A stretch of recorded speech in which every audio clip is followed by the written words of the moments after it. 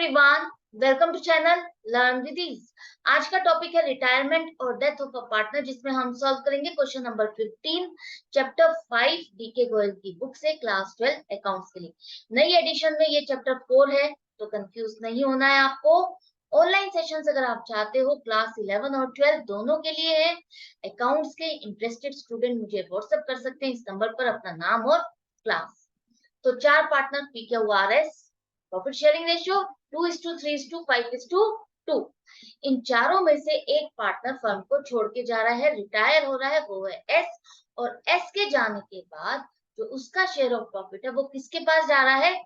Q और R के पास। Q और R आपस में उसके शेयर ऑफ प्रॉफिट को डिस्ट्रीब्यूट कर रहे हैं 3:2 के रेशियो में। आपको क्या निकालना है? न्यू रेशियो और गेनिंग रेशियो। कैसे निकालोगे? देखो, चारों पार्टनर की रेशियो दी गई है 2:3:5:2। एक पार्टनर रिटायर हो रहा है, एस के जाने पर जो भी चेंजेस होंगे रेशियो में, वो चेंजेस होने के बाद जो रेशियो निकल कर आएगी वो हो जाएगी आपकी new ratio. I hope clear है। तो कौन सा पार्टनर जा रहा है? एस रिटायर हो रहा है, उसका शेयर ऑफ प्रॉफिट 2/12 है। और इसके शेयर ऑफ प्रॉफिट को कौन कौन डिस्ट्रीब्यूट कर रहा है आपस में? Q और R, इस रेशियो में 3:2 की रेशियो। एस के जाने के बाद रिमेनिंग पार्टनर्स कौन कौन है? PQR, 3 पार्टनर्स है। लेकिन एस का शेयर ऑफ प्रॉफिट सिर्फ 2 पार्टनर डिस्ट्रीब्यूट कर रहे हैं आपस में, वो है QR। तो P का शेयर ऑफ प्रॉफिट सेम रहेगा जैसे पहले था।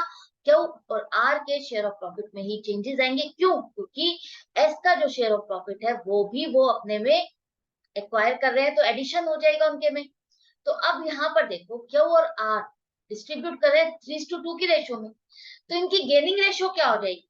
जैसा कि मैंने आपको पहले भी बताया है कि आपको लंबा प्रोसेस लेके कैलकुलेट नहीं करना। अगर क्वेश्चन में दिया है कि रिटायरिंग पार्टनर का share of profit remaining partner आपस में किस रेशियो में डिस्ट्रीब्यूट कर रहे हैं, वही आपकी गेनिंग रेशियो होगी। आपको फर्दर कैलकुलेशन नहीं करनी।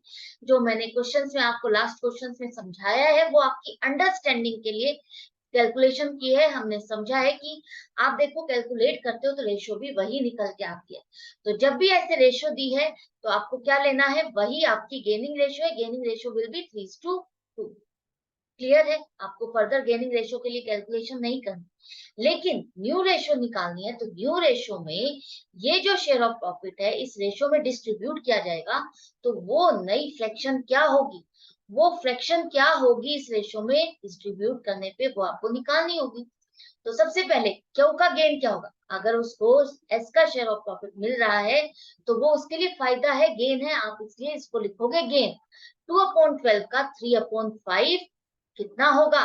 1/10। इसी रेशियो में डिस्ट्रीब्यूट कर रहे हो ना आप क्यू के प्रॉफिट को, तो ये आप मान के चलो प्रॉफिट है, वो अमाउंट है जिसको आपको इस रेशियो में डिस्ट्रीब्यूट करना है। तो 3/5 से इसको मल्टीप्लाई कर दो तो नई रेशियो, नई फ्रैक्शन आ गई 1/10। ये क्या है? ये है क्यू का गेन। क्यू को मिल रहा है एस के शेयर ऑफ प्रॉफिट में से इतना हिस्सा। इसी तरह से आर, आर को कितना मिल रहा है? 2/12 का 2/5, इससे मल्टीप्लाई करो 2/5 पार्ट इसको मिल रहा है, तो नई फ्रैक्शन आ गई 1/15। ये क्या है? उसके लिए गेन है। गेन कैसे है? क्योंकि जो रिटायरिंग पार्टनर है उसका शेयर ऑफ प्रॉफिट भी इसको मिल रहा है। तो अगर उसका प्रॉफिट भी इसको मिल रहा है, पहले उसका जो था वो तो है ही, ये और भी इसको मिल रहा है, तो इसके लिए फायदा है, एडिशन है। अब इन दोनों का शेयर ऑफ प्रॉफिट पहले से बढ़ जाएगा क्योंकि गेन हो रहा है। तो ओल्ड में जो इनका शेयर था वो तो है ही, और जो इनको गेन हो रहा है एस का शेयर ऑफ प्रॉफिट वो भी इन्होंने एक्वायर किया है, टेक ओवर किया है। तो आप इसको दोनों को ऐड करोगे तो न्यू फ्रैक्शन आएगी 21/60। ये क्या है? न्यू शेयर के लिए फ्रैक्शन है। क्लियर? जैसे एडमिशन ऑफ अ पार्टनर में हम क्या करते थे? अगर कोई पार्टनर अपना शेयर ऑफ प्रॉफिट सरेंडर करता था, सेक्रीफाइस करता था, तो हम उसमें से माइनस करते थे ना उसका ओल्ड जो प्रॉफिट शेयरिंग रेशियो थी, ओल्ड में जो उसका शेयर होता था उसमें हम क्या करते, उसमें से उसको माइनस करते थे। लेकिन यहाँ एक पार्टनर जा रहा है तो उसका शेयर ऑफ प्रॉफिट बाकी पार्टनर्स को मिल रहा है, तो इनके लिए गेन है और उनका शेयर ऑफ प्रॉफिट पहले से बढ़ जाएगा। अब जो प्रॉफिट था वो 4 की जगह 3 में डिस्ट्रीब्यूट हो रहा है, 3 में भी नहीं हो रहा। जो पार्टनर जा रहा है उसका शेयर ऑफ प्रॉफिट 2 को मिल रहा है, तो उनको उनके प्रॉफिट में एडिशन होगा ना। समझ गए?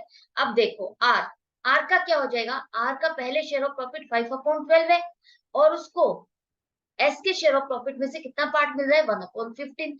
एडिशन हो रहा है, टोटल होने के बाद उसका शेयर ऑफ प्रॉफिट बन गया 29/60। तो ये इन दोनों के शेयर ऑफ प्रॉफिट में चेंज आया है, पी के में नहीं आएगा। तो अब ये तीनों रिमेनिंग पार्टनर्स, इन तीनों की शेयर ऑफ प्रॉफिट के लिए आपके पास फ्रैक्शन है, इसको रेशियो में लिखना है आपको, ये फ्रैक्शन है, रेशियो में लिखना है। तो डिनोमिनेटर सेम करना होगा, डिनोमिनेटर सेम करने के लिए एलसीएम निकालो, सॉल्व करो, और ये आ गई आपकी न्यू रेशियो 10:21:29। तो यही क्वेश्चन में पूछा था, गेनिंग रेशियो और new ratio. I hope clear है, कोई डिफिकल्टी नहीं है। तो आप अपनी प्रैक्टिस जारी रखोगे, मेरे साथ बने रहोगे, हर क्वेश्चन को वर्बली ही चाहे सॉल्व करो, लेकिन सॉल्व जरूर करो, ताकि आपके डाउट्स क्लियर होते जाए। जितना सॉल्व करोगे, जितने डाउट्स आएंगे, इसका मतलब है आपके कॉन्सेप्ट स्ट्रांग हो रहे हैं, आप उसको अच्छे से समझ रहे हो, उस चीज को अच्छे से समझने की कोशिश कर रहे हो। जब आप किसी चीज को समझने की कोशिश करते हो, तभी तो आपके क्वेश्चंस अराइज होते हैं, तभी आप बहुत ज्यादा क्वेश्चंस करते हो कि ऐसा क्यों हो रहा है। और इसका मतलब यही है कि आप प्रैक्टिस कर रहे हो, मेहनत कर रहे हो, और मेहनत अपनी जारी रखो। जितनी मेहनत करोगे तभी तो अच्छा फल मिलेगा। तो मैं मिलूंगी नेक्स्ट वीडियो में नेक्स्ट क्वेश्चन के साथ। Good bye and take care.